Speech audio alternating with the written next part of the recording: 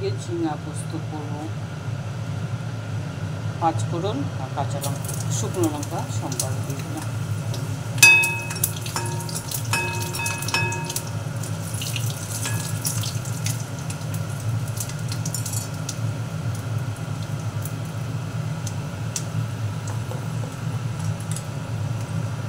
ঝিঙা আলু পোস্ত,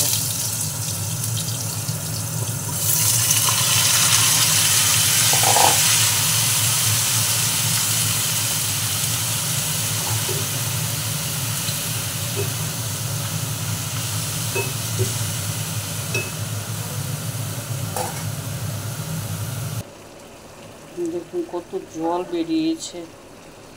এর মধ্যে আমি হলুদ দিয়ে দিচ্ছি।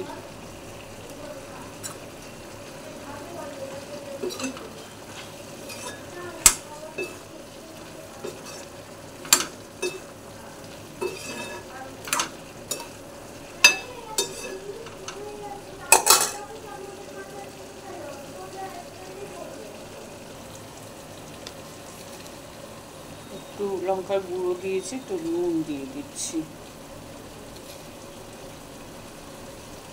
আর ম্যাগির মশলা দিয়ে দেবো। পোস্তর মধ্যে না ম্যাগির মশলা দিলে ভীষণ ভালো লাগে খেতে।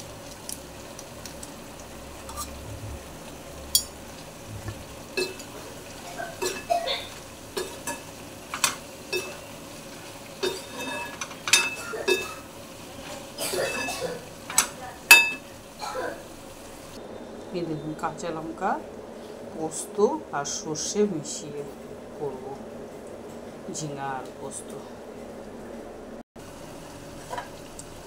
দেখুন সেদ্ধ আমার হয়ে গেছে। আমি এবার সর্ষে, পোস্ত, কাঁচা লঙ্কা যে বাটলাম, বাটাটা আপনাদেরকে দেখাতে পারিনি, যেহেতু আমি এক হাত দিয়ে রান্না করি, তো আপনারা তো জানেন। এটা দিয়ে দিচ্ছি, 3টা বেটেছি, সর্ষে, পোস্ত আর কাঁচা লঙ্কা বাটা করেছি।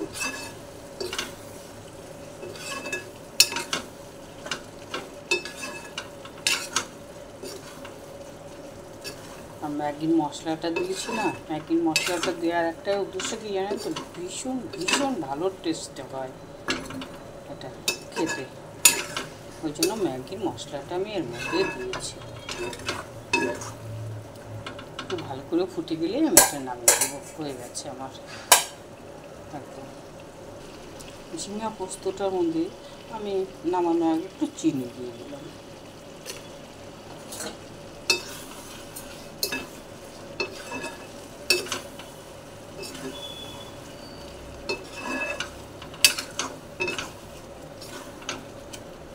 কারণ একটু রসে রাখবো, আর নাহলে না এরপর যখন নামাবো এটা ঠান্ডা হয়ে গেলে একদম পুরো শুকিয়ে যাবে।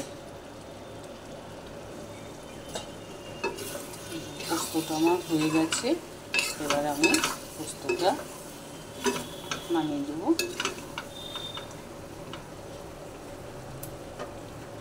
দেখুন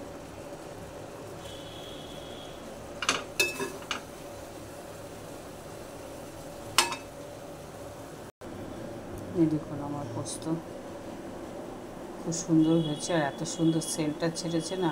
আর তারপরে এই যে ম্যাগির মশলাটা দিয়েছি, তার জন্য আরও বেশি সুন্দর গন্ধটা ছেড়েছে।